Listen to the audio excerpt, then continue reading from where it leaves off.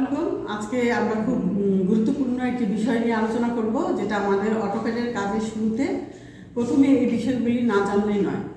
আগে যখন আমরা অটোক্যাড ছিল না, ম্যানুয়ালি ড্রয়িংগুলি করা হতো, তখন আমরা এরকম শিট নিয়ে কাজগুলি করতাম, ড্রয়িং শিট। দেখেন এখানে একটা ফাইলের মতন আছে, তাই না? একটা ফাইলের মতন আছে, মানে এখানে ফোল্ডার বলা যায়, এটাকে ফোল্ডার। এই যে এগুলো কি আমরা একটা কাজ মানে কি, আমরা যখন কম্পিউটারে কাজগুলো করি তখন একটা কাজ আমার একটা ফাইল হয়, তাই না? একাধিক ফাইল যখন কোথাও রাখা হয় তখন সেটা ফোল্ডার হয়। এতটুকু তো আমরা বুঝি। তাহলে আমি আবার বলি, যখন আমরা কম্পিউটারে একটা কাজ করি তখন সেই কাজটা হয় একটা কি ফাইল। আর যখন এরকম একাধিক কাজ কোথাও রাখার প্রয়োজন হয় তখন সেটা হলো একটা ফোল্ডার। তো ম্যানুয়ালি যখন আমরা আগে কাজগুলো করতাম তখন আমরা এইভাবে ড্রয়িং শিট নিয়ে কাজ করতাম। এই ড্রয়িং শিটের কি বিভিন্ন রকমের সাইজ আছে, A3, A4, A5, A2, A6, বিভিন্ন রকমের সাইজ আছে না? তার মানে সেই সাইজগুলো হচ্ছে এটা দৈর্ঘ্য প্রস্থের উপর ডিপেন্ড করে সাইজগুলো হয়। তো এখানে যে একটা আছে ড্রয়িং শিট, এটা কি একটা ড্রয়িং শিট। তো এই ড্রয়িং শিটের অনুযায়ী আমরা প্রথমে এটার দৈর্ঘ্য এবং প্রস্থ নিচ্ছি, তাই না? তাহলে এখন একটা কথা জানি, আমরা একটা মূল বিন্দু, আমরা যারা ত্রিকোণমিতি অঙ্ক করছি, তাই না? কোঅর্ডিনেট সিস্টেম আমরা পড়ছি না? তখন কি থাকে, একটা এক্স অ্যাক্সিস থাকে আর একটা ওয়াই অ্যাক্সিস থাকে। তো এক্স আর ওয়াই যেখান থেকে শুরু হয় সেটাকে বলা হয় মূল বিন্দু। এক্স, যেমন এখানে যদি আমরা এটাকে এক্স অ্যাক্সিস ধরি আর এটাকে ওয়াই অ্যাক্সিস ধরি, তাহলে এইখানে কি এক্স এর মানও 0, ওয়াই এর মানও 0, তাহলে এটা হচ্ছে মূল বিন্দু। এখন যদি এখানে এক্স 10 হয় তাহলে এদিকে আছে 10, এটা ফিট ইঞ্চি যাই হয়, তাই না? আবার যদি এখান থেকে, তাহলে এটার 10 হলে আমার এইখানে এই বিন্দুটা হবে, তাই না? আবার ওয়াই হলে কি হচ্ছে, এখানে ওয়াইটা এখানে ভার্টিক্যালি যা যদি 10 যায় তাহলে এখানে হবে 10। তাহলে লয়ার লেফট, এখানে দুইটা বিন্দু আছে এক্স আর ওয়াই না?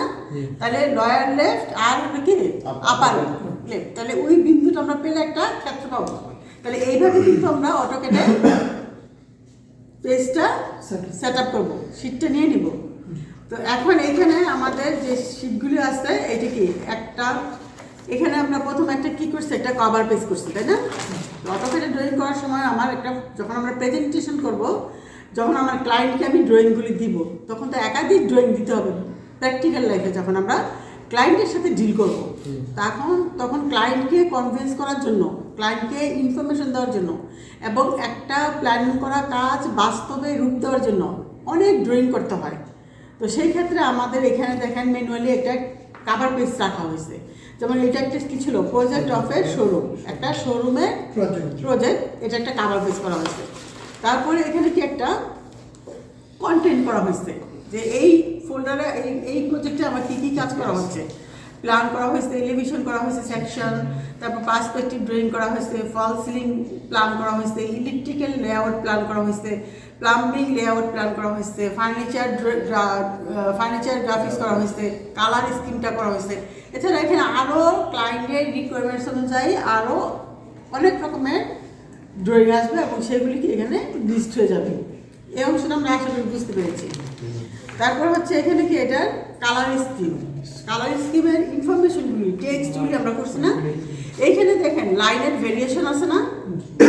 এখানে দেখেন, এখানে লাইনের ভেরিয়েশন আছে, কোথাও মোটা আছে, কোথাও চিকন আছে, লাইন থিকনেস ভেরিয়েশন করছে না? তারপর টেক্সট দেখেন, টেক্সটের সাইজ, হেডিংগুলি একটু মোটা আছে, বড় আছে, তাই না? বোল্ড করা আছে, হেডিংগুলি বোল্ড করা আছে, আবার সাইজটা বড় আছে, ফন্ট সাইজ। এইখানে ফন্ট সাইজটা ছোট আছে এবং এখানে এগুলো বোল্ড করা নাই।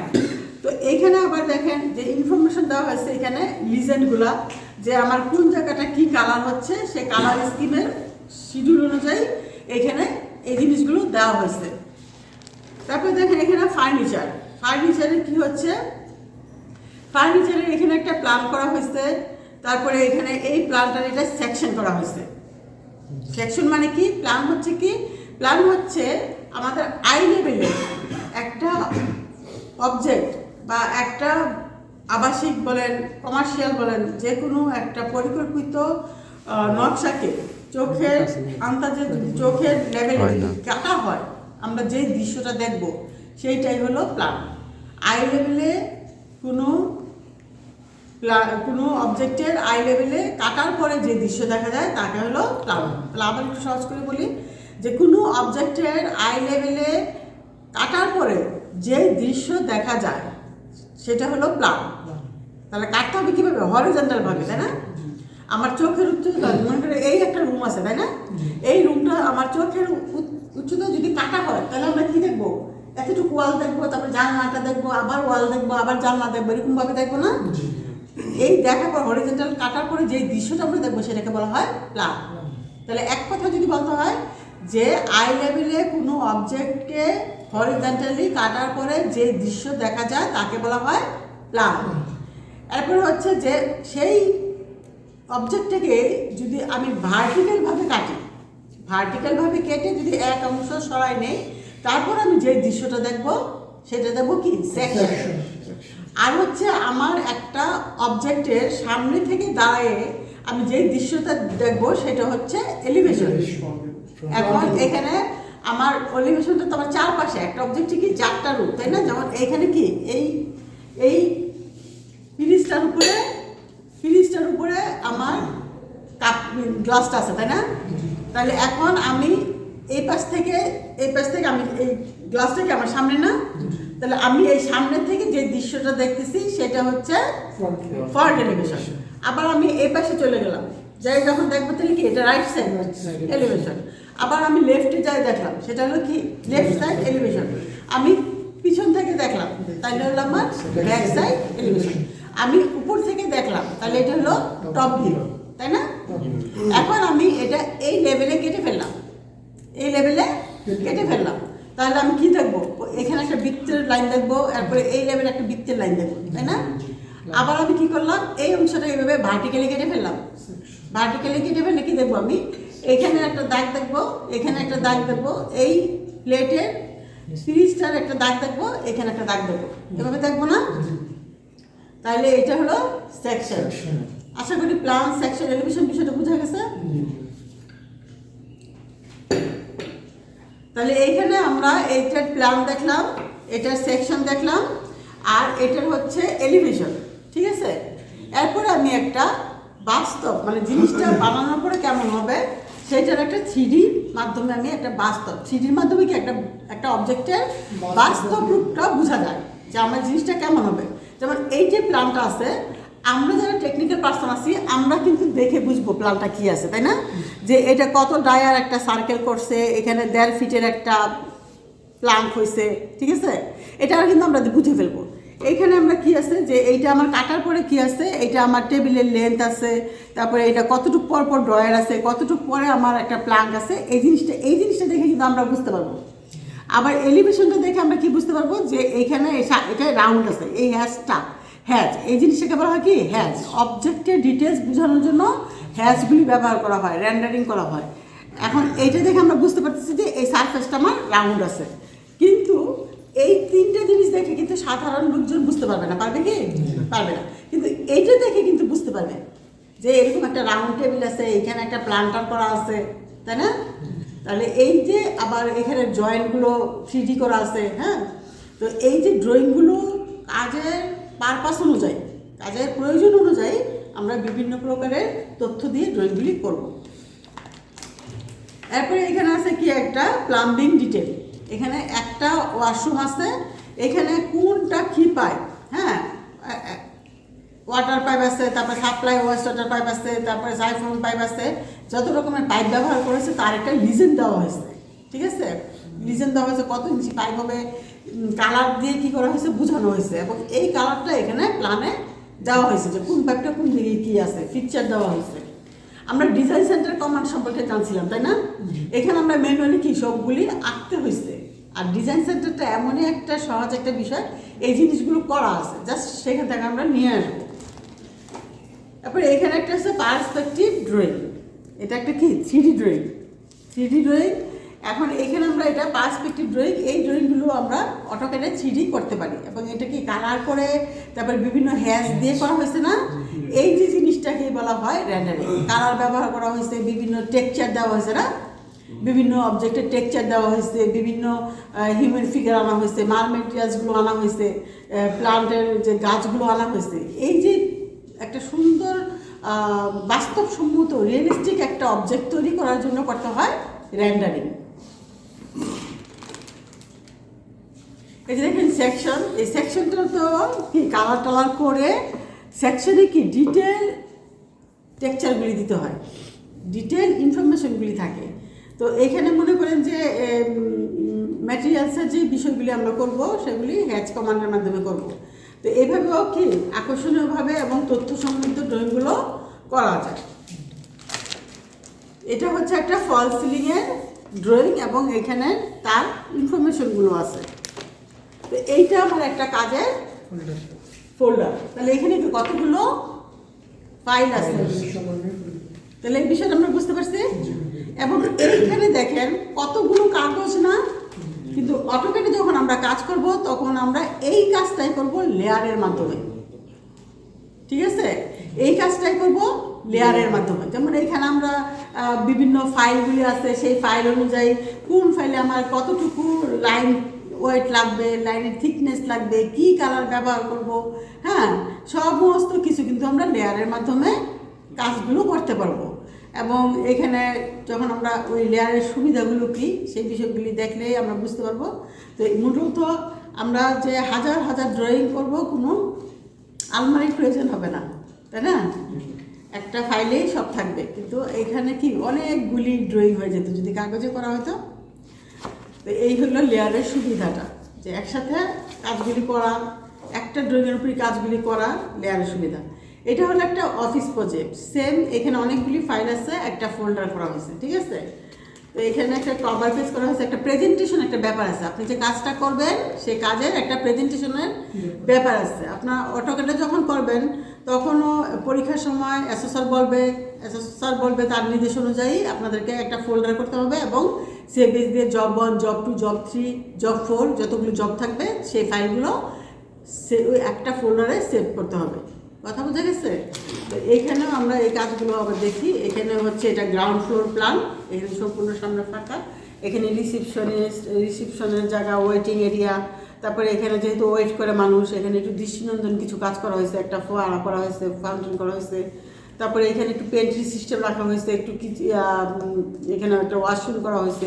এটা প্রয়োজন অনুযায়ী এক এক ড্রয়িং এক এক রকম। তারপরে দেখেন এখানে একটা কনফারেন্স করা হয়েছে, একটা এমডি রুম করা হয়েছে, টিচার্স রুম করা হয়েছে। তারপরে এখানে যে বিভিন্ন রুমগুলো আছে, ওয়েটিং স্পেস আছে, বিভিন্ন কাজের অনুযায়ী বিভিন্ন রুমগুলি করা হয়েছে এবং ওয়াশরুমগুলি করা হয়েছে, ফার্নিচার ডিজাইনগুলো করা হয়েছে এবং ডাইমেনশনগুলো দেওয়া হয়েছে এবং এখানে একটা লিজেন্ড দেওয়া হয়েছে। ঠিক আছে, এখানে একটা ক্লাসরুমের এখানে সিটিং অ্যারেঞ্জমেন্টটা দেখানো হয়েছে। এখানে একটা লাইব্রেরি করা হয়েছে। তারপরে এখানে একটু সিটিং এরিয়া করা হয়েছে একটু রিক্রিয়েশনের ব্যবস্থার জন্য। আবার এখানে কি করা হয়েছে, একটু ওয়াশরুমের ব্যবস্থা করা হয়েছে। এটা কি একটা ক্লাসরুম, কমন রুম, এইভাবে এখানে অ্যারেঞ্জমেন্ট করা হয়েছে। ওয়াশরুম, এখানে খেলাধুলার ব্যবস্থা, যেগুলো সরঞ্জামগুলি কীভাবে করা হয়েছে হিউম্যান ফিগার দিয়ে ডিটেলসগুলো দেখানো হয়েছে। স্পেস ডিজাইন করতে গেলে আমার ফাংশনগুলি কী সেটা জানতে হয় এবং আমার এখানে কতটুকু জায়গা রিকোয়ার্ড লাগে, আমার মুভমেন্টে কি, সার্কুলেশনের জন্য কি বিষয় আছে, সেই বিষয়গুলির উপর ডিপেন্ড করে এখানে কাজগুলো করা হয়। তো এই প্ল্যানটারই এখানে হচ্ছে কি এটা সেকশন। ফুল ফ্লোরে এই দেখেন, ফার্স্ট ফ্লোরে আবার কি ছিল, এখানে গ্রাউন্ড ফ্লোরে এখানে ছিল যে একটা ঝর্ণা ছিল, হ্যাঁ, সিটিং অ্যারেঞ্জমেন্ট ছিল, রিসিপশন। তারপরে ফার্স্ট ফ্লোরে যাই এখানে আমাদের যে এমডি রুম ছিল, যা যা ছিল সেখানে আমরা এখানে দেখতে পারতেছি। ঠিক আছে, তারপরে এখানে ক্লাসরুম ছিল, তাই না? তারপরে যেই ফ্লোরে যেইভাবে আছে সেই সেকশনগুলি আমরা এখানে দেখতে পাচ্ছি। তারপরে হচ্ছে এটা একটা ফল সিলিং ড্রয়িং, এর ডিটেলগুলি দেখানো হয়েছে, জয়েন্টগুলো দেখানো হয়েছে এবং এটার ইনফরমেশন লিজেন্ডগুলো দেওয়া হয়েছে। এটা হচ্ছে এটা প্লাম্বিং ড্রয়িংয়ে কীভাবে আমার পাইপলাইনগুলো গেছে এবং এটার লিজেন্ড দেখানো হয়েছে। এখানে হচ্ছে একটা পার্টিশন ওয়াল। পার্টিশন ওয়ালের ম্যাটেরিয়ালস কী গেছে, সেকশন কী আছে, এলিভেশন কী আছে এবং এটার জয়েন্টগুলো কী আছে, কোথায় গ্লাস আছে, কোথায় উড আছে, হ্যাঁ, সমস্ত কিছু ডিটেল এখানে দেখা হয়েছে। এখানে এই রিজনগুলো দেখা হয়েছে। এটা একটা ফার্নিচার ডিটেল, একটা টেবিল। এই টেবিলের দেখেন, এই বুঝে আসছি না যে প্ল্যান এলিভেশন সেকশন, এটা হচ্ছে প্ল্যান, এটা হচ্ছে সেকশন, আর এটা হচ্ছে কি একটা থ্রিডিতে আমরা বাস্তব মেজারমেন্টগুলো, বাস্তব দৃশ্যটা দেখতে পারি। ঠিক আছে, এইটা হলো একটা শোরুম, একটা অফিস প্রজেক্ট, আর এটা তো মনে হয় এমন একটা রেসিডেন্স প্রজেক্ট আছে। তো এইটা একটা রেসিডেন্স প্রজেক্টের, এখানে তার কী কী ড্রয়িং আছে সেই বিষয়গুলো আছে।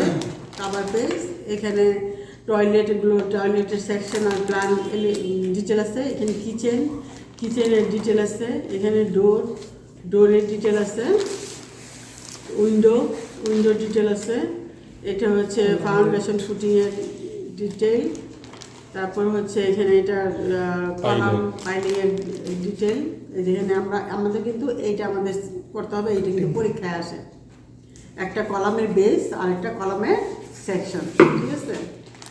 তারপরে এখানে আছে ছাদের রডের প্ল্যান, বিমের ডিটেল, এগুলো যে বিমগুলো আছে সেই বিমগুলোর ডিটেল সাথে কি এগুলার লিজেন্ড আছে। তো এখানে এটার ফল সিলিং আছে, প্লাম্বিং ড্রয়িং আছে। প্লাম্বিং ড্রয়িংয়ের পাইপগুলো ট্যাঙ্কি থেকে কীভাবে ডিস্ট্রিবিউশন হচ্ছে সেই বিষয়গুলো আছে। তাহলে আমরা এখানে বুঝতে পারলাম যে আগে আমাদের ড্রয়িংয়ের কাজগুলি অনেক কষ্ট করে করতে হতো না, আর এই দেখেন কত সূক্ষ্মভাবে কলমে কিন্তু করা হয়েছে এগুলো যেন বিশেষ ধরনের পেন থাকতো, সেগুলি বলা হয়তো পয়েন্টিং পেন। আর এখানে যেই কাগজগুলি ব্যবহার করা হয়েছে সেগুলো হচ্ছে ট্রেসিং পেপার, ঠিক আছে। ট্রেসিং পেপারগুলি পাতলা হয়, কিন্তু প্রেজেন্টেশন ভালো করার জন্য আমি এখানে আর্ট পেপার ব্যবহার করছি। তো এই যে কাজগুলো এর চেয়ে আরও সুন্দরভাবে, আরও সুন্দর করে অটোক্যাডের মাধ্যমে কাজগুলি করা যায়, কিন্তু অটোক্যাডের মাধ্যমে সমস্ত কিছুটা বাস্তবসম্মত করা যায় না। এইটাকে আরও প্রেজেন্টেবল, আকর্ষণীয় করার জন্য আরও কিছু সফটওয়্যার ব্যবহার করলে সেখানে কাজগুলি ভালো হয়। যেমন রেভিট আছে, তারপরে বিম আছে, তারপরে 3D Studio Max আছে, স্কেচআপ আছে। এই ধরনের এই অটোক্যাড ট্রেডিংয়ের পাশাপাশি আপনারা যদি পরবর্তী পর্যায়ে যদি এই প্রফেশনে থাকেন বা কাজ করেন, তাহলে পাশাপাশি ওই ধরনের সফটওয়্যারগুলি শিখে নিলেও কি আপনার অনেক কাজে সুবিধা থাকবে। তাছাড়া এখন আপনাকে কে চাকরি দিবে সেই অপেক্ষায় না থেকে আপনার কিন্তু ইচ্ছা করলে দেশে বসে থেকেই কিন্তু ইউরোপ, আমেরিকা, অস্ট্রেলিয়ার কাজগুলো কিন্তু আপনি এখান থেকে করতে পারেন অনলাইনে, ইন্টারনেট ব্যবহার করে। আপওয়ার্ক, ফাইবার এই ধরনের সাইটগুলিতে যেয়ে কিন্তু কাজ করা যায়। তো আশা করি আমাদের এই 3 মাসের কোর্সটা আমরা সব একসাথে থাকার চেষ্টা করব এবং ভালোভাবে শেখার চেষ্টা করব। তো আমি পরবর্তী পর্যায়ে কম্পিউটারে আমরা এই ধরনের কাজগুলি কীভাবে করি অটোক্যাড সফটওয়্যারের মাধ্যমে সেই বিষয়টা বিস্তারিত আলোচনা করব। ধন্যবাদ সকলকে।